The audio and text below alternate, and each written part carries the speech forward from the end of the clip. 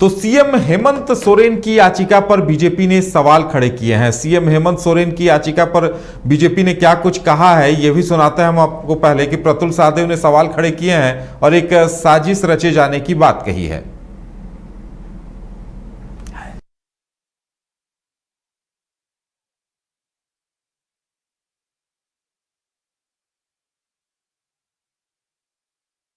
है कि गलतियां छोड़ी गई हैं और इस पर बीजेपी की तरफ से जो सवाल खड़े किए हैं उन सवालों को लेकर अब सियासत तेज हो गई है।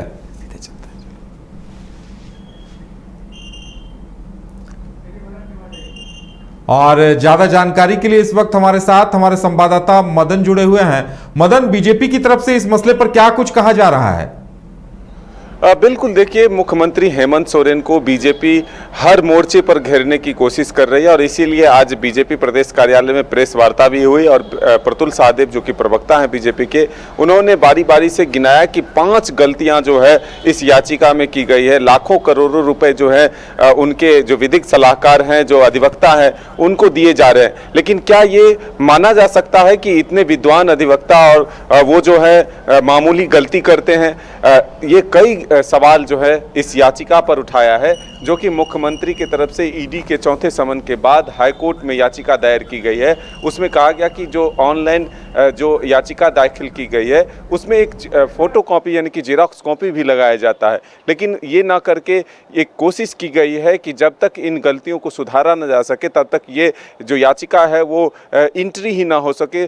तो ऐसे में ये एक गंभीर आरोप सरकार पर और सरकार के उन विधिक सलाहकारों पर लगाया है बीजेपी ने कि ये जानबूझकर इस मामले को लंबा खींचना चाहते हैं, एक लंबे वक्त तक ले जाना चाहते हैं। उदाहरण के तौर पर प्रतुल साहदेव ने ये बताया कि इससे पहले जब राज्यपाल का मामला आया था और अवैध खनन के साथ जो एक लीज का मामला था, उसमें जो राज्यपाल के मंतव्य आने थे और उसके बाद जो एक तरह से कहा जा रहा था कि याचिका जो है कोर्ट में दाखिल की गई है उसको लेकर के, लेकिन 1.5 साल या 1 साल का वक्त बीत रहा है, लेकिन अब तक वो याचिका जो है सूचीबद्ध नहीं हुई। वो उसमें भी वही गलती की गई थी, वही त्रुटि छोड़ी गई थी, जिसकी वजह से वो याचिका जो है सूचीबद्ध नहीं हो पाई। फिर से एक बार वही कोशिश की गई है और इस याचिका में भी वो त्रुटियां छोड़ी गई है, जिससे कि जल्द से जल्द इस मामले में सुनवाई की ही ना जा सके। तो ऐसे में अब लेकिन ये उनकी गलतफहमी है कि अगर वो कोर्ट के बहाने ईडी को अगर इस तरह से लंबा खींचना चाहते हैं तो ईडी के पास जो अपनी ताकत है उसका इस्तेमाल करते हुए वो आगे की कार्रवाई करेगी। तो अब देखना होगा कि एक तरफ से जब बाबूलाल मरांडी खुद आज बीजेपी प्रदेश कार्यालय पहुंचते हैं पंडित दीनदयाल उपाध्याय की जयंती के अवसर पर, तब वो कहते हैं कि मुख्यमंत्री हेमंत सोरेन जो बार बार मंचों से ये कहा करते थे कि हमें किसी का डर नहीं, गिरफ्तारी का डर नहीं, जब चाहे जहां से चाहे गिरफ्तार कर ले, तो अब उन्हें गिरफ्तारी की डर सता रहा है और वो ईडी के सवालों से भाग रहे। अगर इतना ही डर नहीं था तो फिर वो ईडी कार्यालय जाते और उनके सवालों का जवाब देते, लेकिन अब वो एक से एक बहाना बना रहे हैं।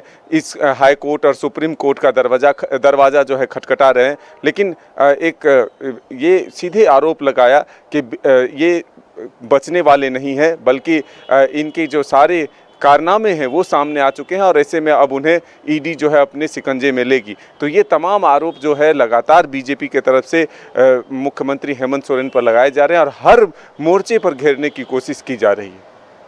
एक तरफ सवाल यह है कि हाईकोर्ट अब क्या करेगी, वहीं दूसरी तरफ सवाल यह भी है कि ईडी का एक्शन क्या होगा। ईडी क्या अदालत जाएगी या हाईकोर्ट के निर्णय का या हाईकोर्ट की टिप्पणी का इंतजार करेगी? वहीं बीजेपी ने तो मोर्चा खोल ही दिया। एक तरफ से बाबूलाल मरांडी खुलेआम कह रहे हैं, हेमंत सोरेन पे सवाल खड़े कर रहे हैं कि हेमंत है तो हिम्मत है, कहने वाले चुप क्यों हैं। यानी ऐसा लग रहा है कि राजनीति इसी मुद्दे के इर्द गिर्द अभी चंद दिनों तक घूमती रहेगी। देखिए, जो जानकारी मिली है उसमें यह है कि ईडी को जो मुख्यमंत्री सचिवालय की तरफ से पत्र गया था, आज उसकी समीक्षा हुई है और आगे की कार्रवाई को लेकर के एक चर्चा जो है ईडी अपना विचार जो है मंतव्य ले रही है कि आखिर इस जवाब के बाद क्या हो सकता है। आपको पता है कि इससे पहले जब सुप्रीम कोर्ट का रुख मुख्यमंत्री के द्वारा किया गया था, उसके बाद चौथा समन जो है ईडी ने दिया था। तो ठीक जब अब हाईकोर्ट का रुख किया है इन्होंने, तो क्या फिर से ईडी जो है अपना कार्रवाई को आगे बढ़ाएगा? तो इसके लिए क्या कुछ कर सकता सकता है, ये जो है मंतव्य ईडी फिलहाल ले रही है। अब देखना होगा कि ईडी की तरफ से आगे का एक्शन क्या होता है। और मुख्यमंत्री की तरफ से यह स्पष्ट संदेश है कि जब तक हाई कोर्ट में इस मामले में सुनवाई नहीं होती तब तक वो आगे की कोई भी कार्रवाई या कोई कदम ना उठाए, ऐसा मैसेज देने की कोशिश ईडी को मुख्यमंत्री के द्वारा किया गया है। चलिए मदन, देखने वाली बात यह होगी कि आगे क्या होता है, क्योंकि सबकी नजरें इस बात पर टिकी हुई हैं। हमारे साथ जुड़ने के लिए और तमाम जानकारी देने के लिए आपका बहुत बहुत धन्यवाद। और फिलहाल हमारे साथ हमारी इस पेशकश में इतना ही। हमें दीजिए इजाजत और आप देखते रहिए न्यूज़ बाइस्कोप। नमस्कार।